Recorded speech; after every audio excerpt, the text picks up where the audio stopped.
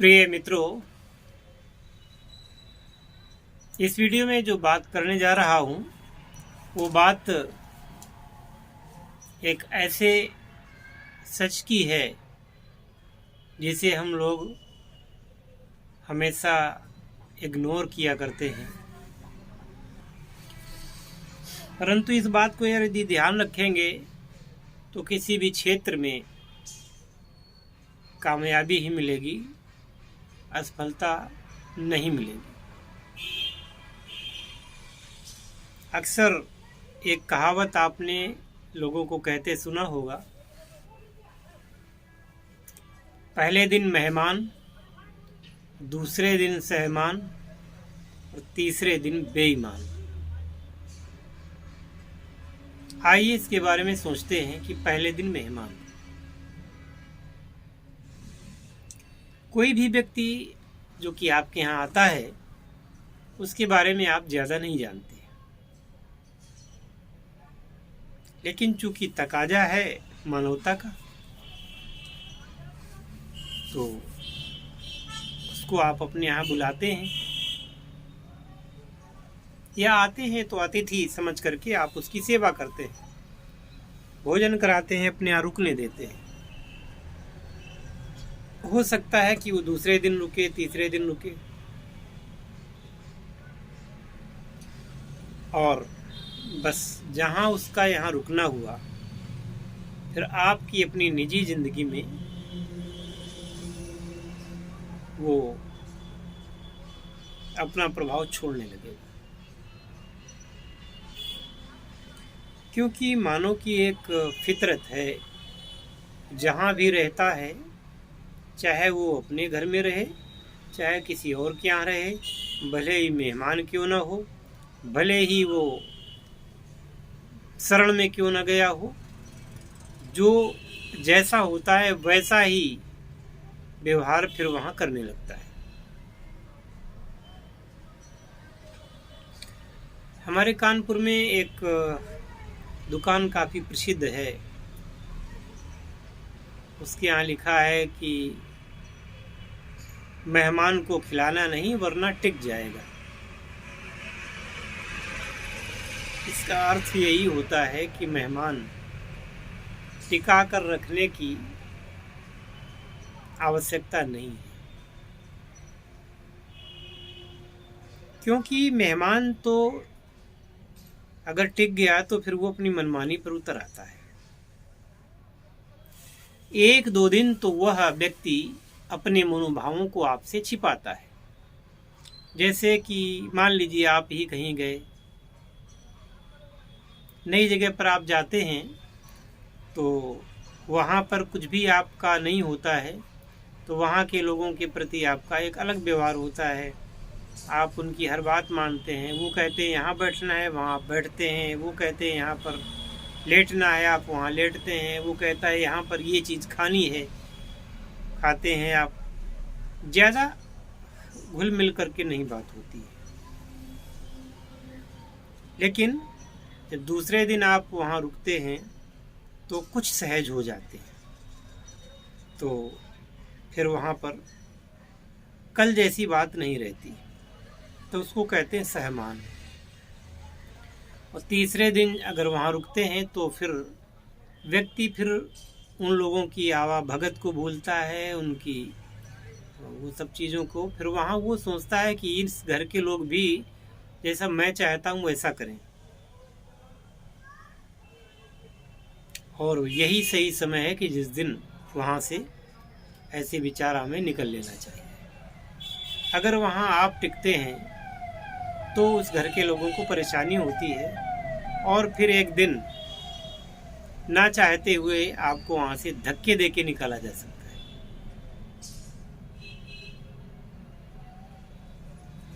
हो सकता है आप मेरी इस बात से सहमत हों या ना हों, लेकिन विचार कर देखें कि आपके साथ ऐसा हो चुका है। यदि नहीं हो चुका है तो ऐसा होने की नौबत ना आने पाए। इसी प्रकार से आप अपने घर में किसी को ठहरने देते हैं तो वह कुछ दिनों बाद में फिर अपने असली रूप में आ जाता है।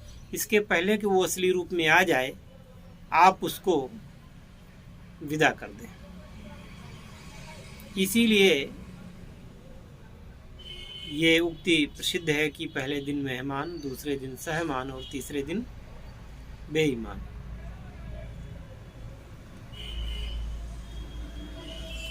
हमारा देश आज़ाद हुआ,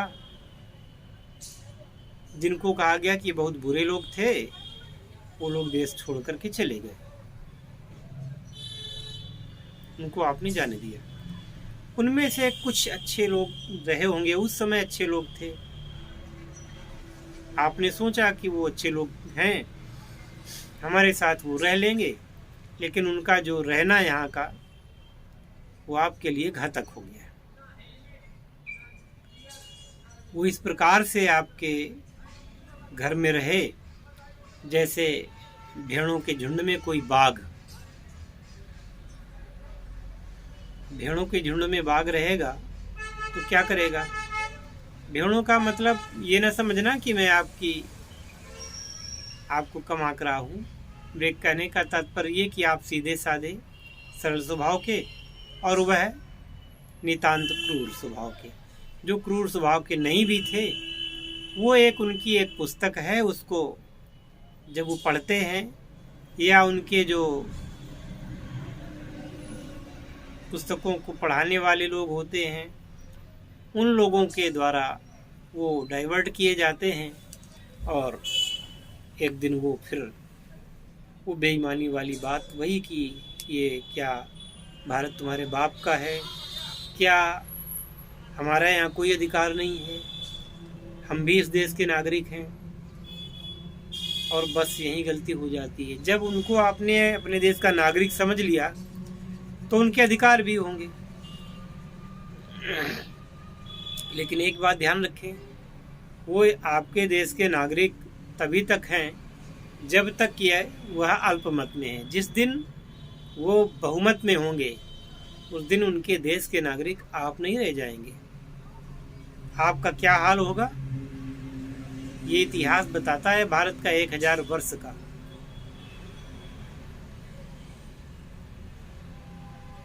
एक 1000 वर्षों में कितनी पीढ़ियां गुजर गई होंगी?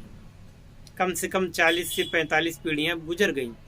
और इस 45 पीढ़ियों के लोगों ने उन लोगों की क्या क्या यातनाएं सही, कैसे अपना मान मर्दन करवाया, कैसे अपनी हत्या करवाई, कैसी अपनी बहू बेटियों को उनके हाथों जबरन जाने से नहीं रोक पाए, कैसे उन्होंने यातनाजनक मृत्यु को झेला।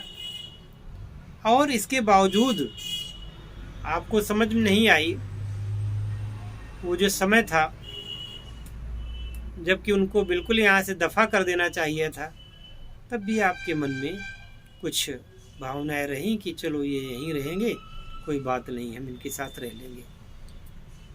आपने ये सोचा।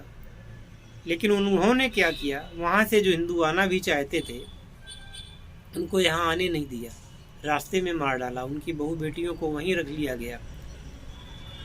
लाशें भर भर करके आई थी 24 लाख हिंदुओं की पाकिस्तान से। और यहाँ पर आपने उनको पूरे अधिकार दिए। आज आपके अधिकारों का हनन हो रहा है। आपको अपने देश में बहुसंख्यक होते हुए अपने अधिकार मांगने पड़ रहे हैं।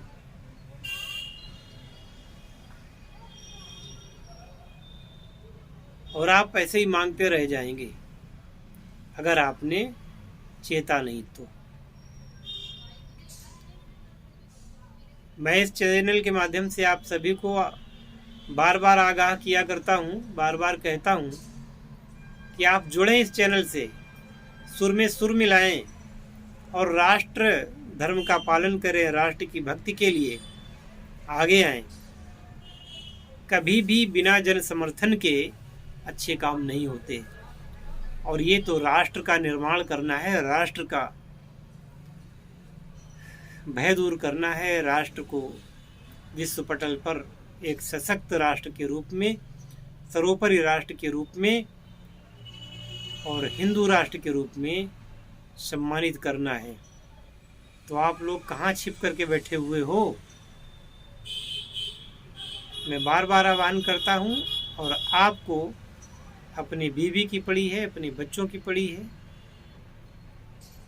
कहीं आपका धंधा संभल नहीं रहा है, कहीं ना कुछ कोई न कोई कारण बता के आप वहीं के वहीं रह जाते हो। जब राष्ट्र रहेगा तभी तो आप रहेंगे, तभी तो आपका परिवार रहेगा, तभी तो आपका धंधा रहेगा,